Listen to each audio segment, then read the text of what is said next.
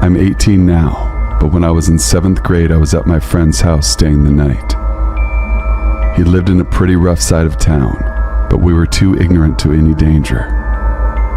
Around midnight, we decided to walk to a gas station about 2 miles from his house, just to have something to do. We always like to freak each other out on these little late night walks, so I told him we should walk through the forest on the way to the gas station. With no hesitation, he made a sharp turn and walked directly into the trees. I followed and we began to try and make each other fearful as we would ask, "Did you hear that?" Obviously nothing was there until one time we weren't talking and heard a loud snap, like someone stepping on a branch. Instantly we stopped and looked at each other, then began to bust out laughing because how scared we got. We continued walking and eventually got out of the trees to the dimly lit street. I live in a small town, so there was only a small hotel and a bar in front of us. We continued walking when all of a sudden my friend nudged me, asked me if I had noticed the person behind us. Once again, thinking he was trying to scare me, I told him to shut up.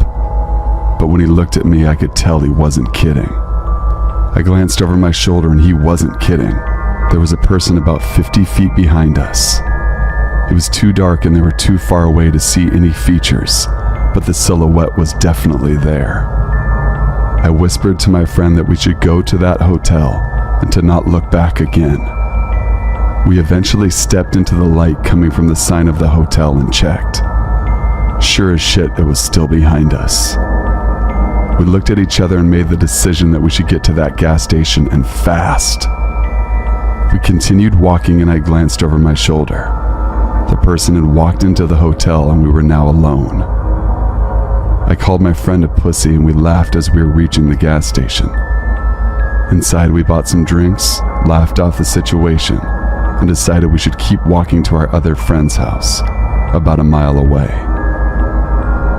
We began walking when I felt like someone was following us. I turned around and that's when I saw it. The same person had somehow caught up, was only 10 feet behind us, this time fully lit up.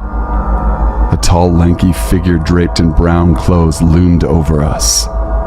My eyes crept up and that's when I realized there was no face. No eyes, no nose, no mouth, nothing. Just a faceless person. We both dropped our drinks and bolted to the nearest public place. Thankfully, we saw some cop cars and ran to them. We stopped and looked back. The person had now crossed the street, but its head was fixed on us. The body sideways, but the head still looking at us. The creature walked straight into the trees like we had done so earlier. And as fast as it started, it was over.